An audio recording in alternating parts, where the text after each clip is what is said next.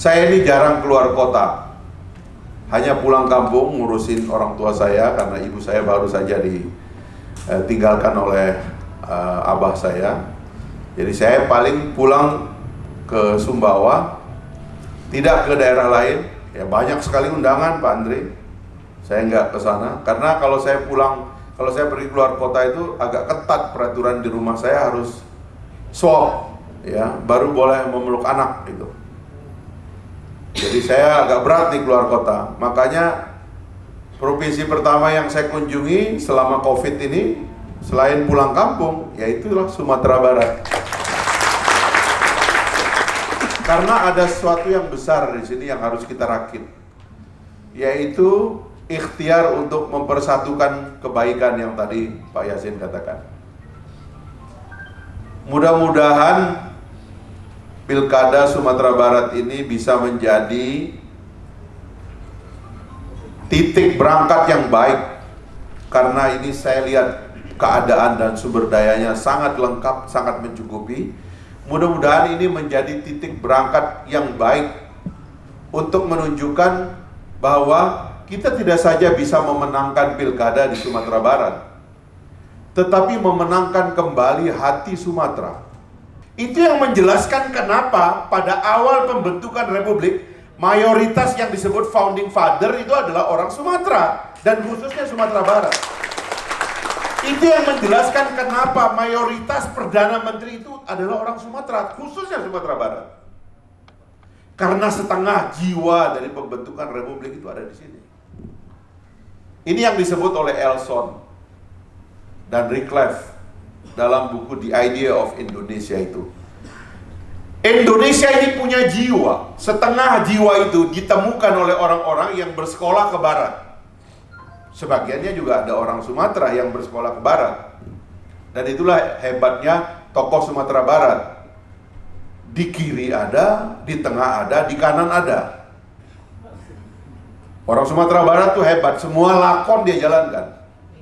Tapi kata Rickleff, kata Elson itu, dua pertemuan keindonesiaan itu adalah orang-orang yang membawa pikiran tentang negara modern, nasionalisme yang bersekolah di barat, terutama di Eropa dan khususnya di Belanda.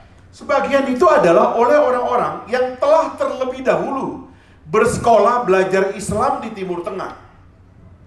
Reformasi Sumatera Barat misalnya oleh 3 haji itu, Haji Piobang, Haji Sumanik, Haji Miskin, itu adalah reformasi membawa Islam jauh sebelum kemerdekaan. Itu sebabnya katanya pertemuan jiwa, dua jiwa Indonesia adalah nasionalisme oleh arus barat dan Islam oleh arus Sumatera. Itu sebabnya kalau kita lihat Pancasila itu sempurna, sebuah anyaman yang di dalamnya ada unsur nasionalisme dan ada unsur Islam. Dan di mana itu dibuat? Di sini. Kalau kita baca sejarah pembuangan Bung Karno di Bengkulu itu, lalu beliau tinggal di rumahnya Hasan Din. Hasan Din ini adalah konsul Muhammadiyah untuk Pulau Sumatera, dan beliau punya anak namanya Fatmawati. Bung Karno datang ke Bengkulu dengan Ibu Inggit, tapi kemudian bertemu di Bengkulu dengan Bu Fatma. Ibu Inggit cemburu, lalu dia pulang kembali ke Bandung. Lalu kemudian 2 tahun atau 3 tahun sebelum kemerdekaan, Bung Karno menikah dengan Bu Fatma. Bu Fatma adalah anak dari tokoh atau ulama Muhammadiyah Sumatera. Bung Karno adalah guru di sekolah Muhammadiyah Sumatera. Dan Bung Karno dengan pikiran-pikirannya tentang Islam dan sebagainya itu adalah darah atau arus Sumatera. Jadi kalau Indonesia kehilangan Sumatera, kehilangan jiwa Sumatera, Indonesia kehilangan setengah dari jiwanya. Saya ngomong, Pak Nasrul Abid, saya nggak pernah ngomong dengan Bapak, tapi saya ngomong dengan Pak Gubernur. Karena pikiran saya dia intelektual tentang ini. Sumatera Barat ini layak menjadi salah satu poros penting Indonesia. Bicara modernisasi pendidikan, ini pusatnya. Pembentukan pikiran pendidikan modern di sini dimulai, di Tawalib.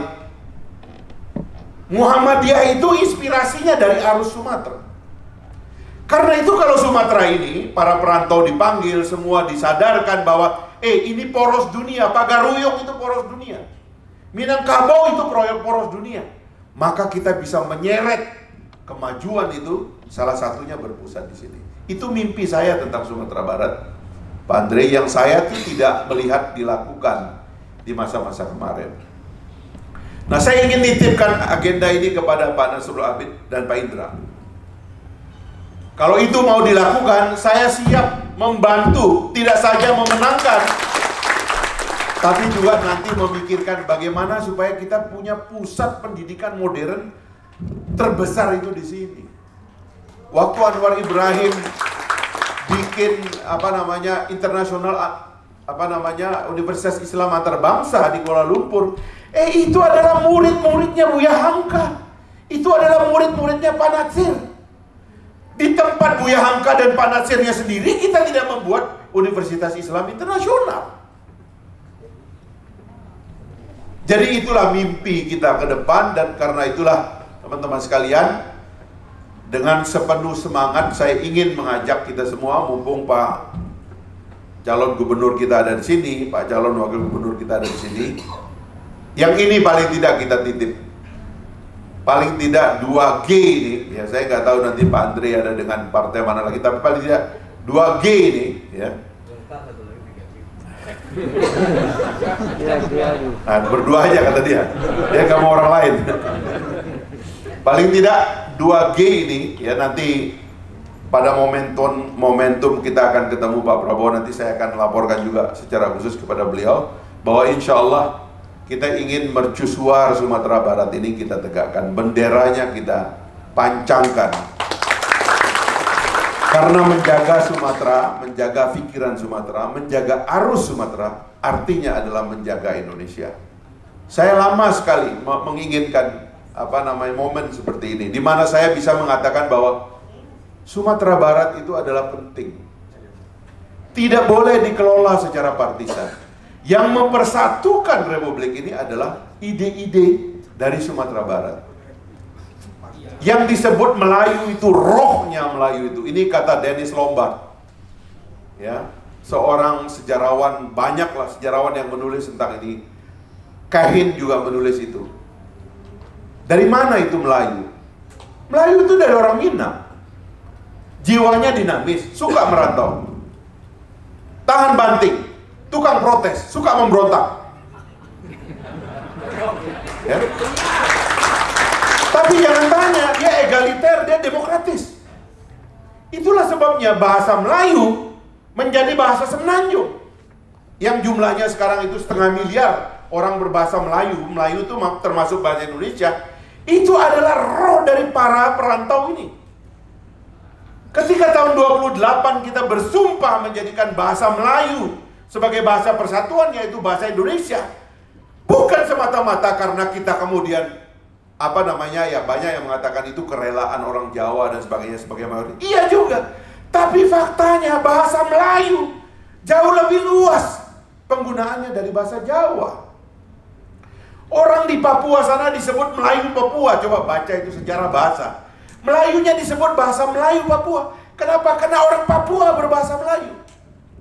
Semenanjung ini Melayu.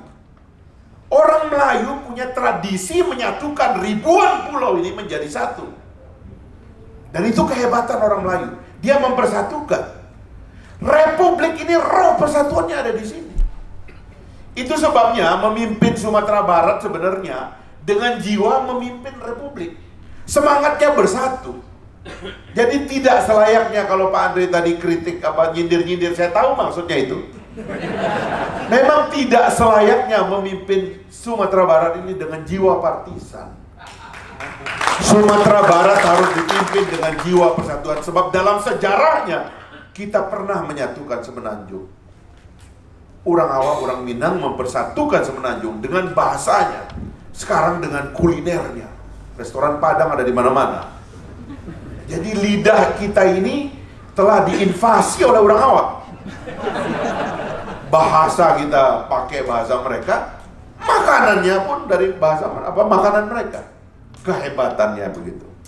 Nah, itulah sebabnya dulu saya punya mimpi besar, Pak Nasrul Abid, yang pernah saya punya mimpi besar, agak pupus karena mentalitas partisan. Mudah-mudahan hari ini kita tegaskan, kita ambil inisiatif untuk mendukung Pak Nasrul Abid dan Pak Indra agar Sumatera Barat kembali menjadi pusat Indonesia, mercusuar Sumatera, sehingga kita yang ada di luar pulau ini dapat melihat bahwa di sini ada jiwa kita. Harusnya nanti salah satu pusat tempat yang wajib dikunjungi oleh putra-putri Indonesia dari Sabang sampai Merauke adalah Sumatera Barat. Di sini ada rumah Bung Hatta, di sini ada rumah Buya Hamka, di sini ada rumah banyak sekali ya, termasuk Muhammad Yamin. Nah, inilah kehebatan orang Minang dan kehebatan Sumatera Barat. Ya, mudah-mudahan hari ini Partai Gelora dan Partai Gerindra mengikat tekad bersatu memenangkan Pak Nasrul Abid dan Pak Indra. Nanti mudah-mudahan setelah itu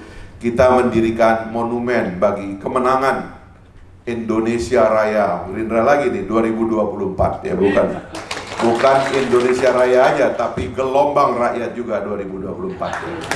Itu saja yang saya ingin sampaikan. Mudah-mudahan ditangkap makna dan maksudnya sehingga kita bisa bekerja mulai hari ini. Wabillahi taufiq wal hidayah. Wassalamualaikum warahmatullahi wabarakatuh.